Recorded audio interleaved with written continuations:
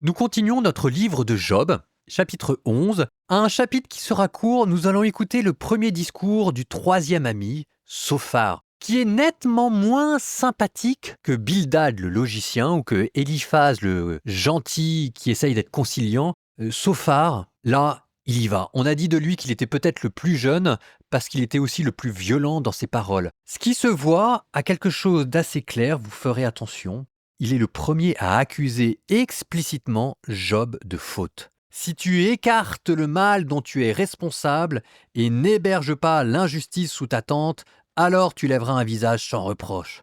Donc là, de manière propre, claire et nette, il est question du mal dont Job a fait. Sauf que vous allez voir que Sophar ne donne pas d'exemple. Là où les autres disaient « si tu souffres, c'est que tu dois être coupable », Sophar dit « tu souffres, donc tu es coupable ». Ce qui n'est pas la même chose, plus dur, plus violent. Le premier discours de Sophar.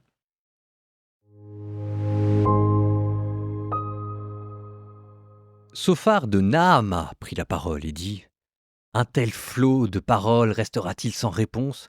Suffit-il d'être verbeux pour avoir raison ?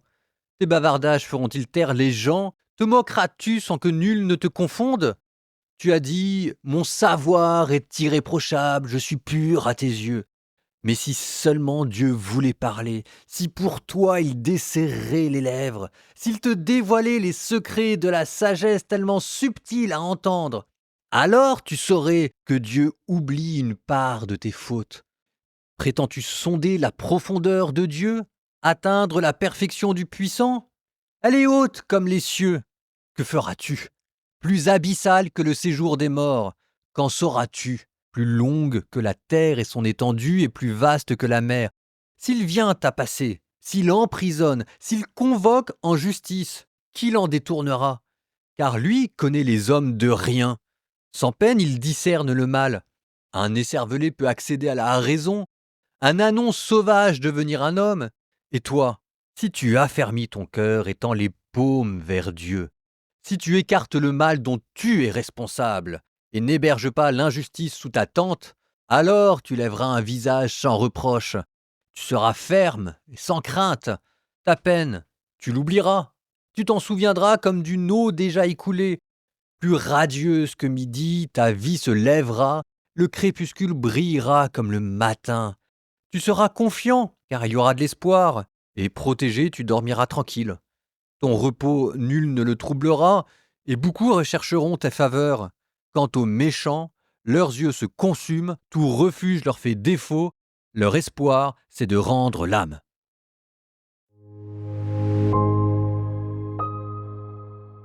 Eh ben, ça rigole pas, hein.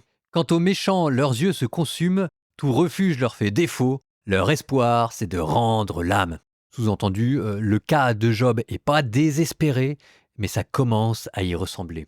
Bon, dans ce commentaire, nous continuons notre analyse psychologique de la manière dont l'homme éprouve la souffrance et comment est-ce qu'il essaye d'y répondre. Vous voyez qu'on va quand même relativement dans les détails de toutes ces expressions.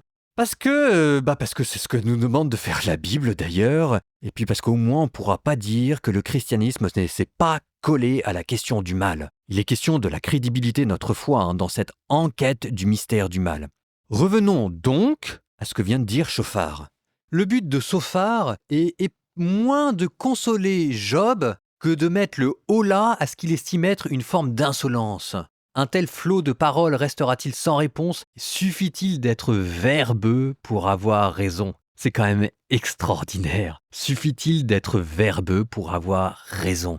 En tout cas, pour Sophar, les choses sont parfaitement claires. Si Job souffre, c'est parce qu'il le mérite. Et encore, il pourrait s'estimer heureux parce que malgré les apparences, Dieu est quand même miséricordieux. Parce que si Dieu vraiment voulait châtier Job à la hauteur de son péché, alors il n'en resterait plus rien.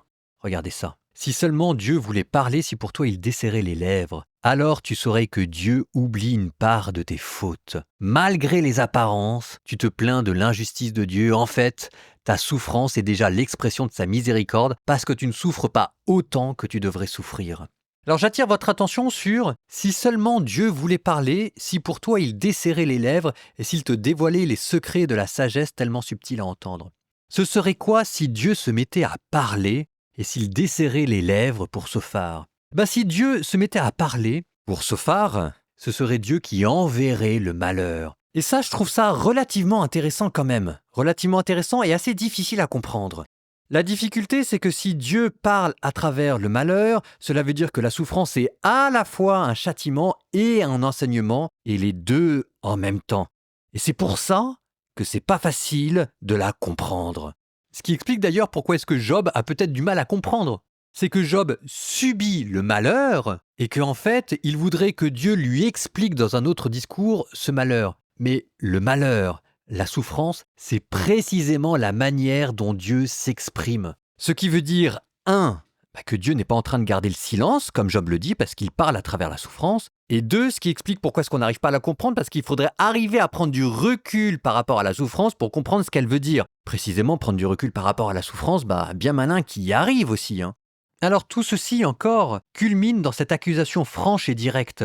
Si tu écartes le mal dont tu es responsable, et ce qu'il y a de terrible, c'est que Sophar ne donne aucun exemple. Ça veut dire que ici, l'épreuve, c'est pas dans les actions de Job. L'épreuve que Job a fait le mal, c'est dans sa souffrance. Donc si vous voulez, là, pour le coup, c'est vraiment l'application cruelle du principe de la rétribution divine. Si tu écartes le mal dont tu es responsable et n'héberges pas l'injustice sous ta tente, alors tu lèveras un visage sans reproche, tu seras ferme et sans crainte. Sauf que quand vous n'avez pas commis le mal, en fait, ce discours comme ça vous enfonce dans la culpabilité. C'est un discours qui a le pouvoir de vous détruire parce que, avec la vaine espérance d'un prompt rétablissement auquel d'ailleurs personne ne croit, ton repos nul ne le trouble pas et beaucoup rechercheront tes faveurs. Quant aux méchants, leurs yeux se consument, leur espoir c'est de rendre l'âme. Il y a quelque chose de cruel dans le fait de dire que l'espoir des méchants c'est de rendre l'âme. C'est un homme, Sophar, qui ne croit pas dans la rédemption. Point à la ligne. Et quand il dit à Job de se convertir, il n'y croit pas un seul instant. Donc je dis que ce discours a le pouvoir de détruire quelqu'un de l'intérieur si jamais vous lui accordez le moindre propos. Parce qu'il vous accuse d'un mal que vous n'avez pas commis, et donc vous allez, en revenant sur vous-même, scruter tous les replis de votre histoire pour trouver ce qui ne va pas, sauf que comme vous ne trouvez pas, ça devient une culpabilité sur votre existence même. Vous avez l'impression que c'est votre existence qui est un poids pour Dieu. Derrière Sophar, si vous voulez, c'est la cruauté de l'homme qui s'exprime. Les amis qui viennent ici pour vous consoler, et comme ils n'arrivent pas à vous consoler parce que ça demande pas mal de sagesse, ils finissent par dire du mal de vous. Ça, vous faites attention parce que c'est peut-être aussi quelque chose que nous pouvons faire. Quand de bonne foi, nous allons voir quelqu'un qui est dans le malheur, que nous essayons de le réconforter et qu'on n'y arrive pas, pour justifier notre impuissance à réconforter quelqu'un, on va durcir notre discours et finalement dire que c'est bien fait pour lui. Peut-être qu'on ne le dira pas comme ça, mais on le suggérera à mots couverts et il y a une cruauté dont nous sommes capables parce que l'impuissance à consoler les gens indique quelque chose de notre propre immaturité spirituelle. Et ça, c'est insupportable à nos yeux. Je vous propose, comme prière finale, de retourner du côté d'Isaac et d'Abraham et de penser à tous ces jeunes qui cherchent l'âme sœur et le grand amour. Et c'est pas toujours facile non seulement d'arriver à la trouver, mais en plus d'arriver à bien discerner cette âme sœur. Au nom du Père et du Fils et du Saint-Esprit. Amen. Seigneur, nous te confions nos proches, nos amis, peut-être nos enfants, peut-être même nous-mêmes. Nous te demandons, Seigneur, que chaque personne ait la joie de rencontrer le grand amour et que son conjoint soit pour lui une manière d'accomplir dans sa vie les promesses de Dieu. Donne-nous, Seigneur, un bon vieux Eliezer qui nous aide à bien discerner. Et Seigneur, fais que nous soyons heureux sur terre avec elle ou avec lui. Et vous, que Dieu vous bénisse, le Père, le Fils et le Saint-Esprit.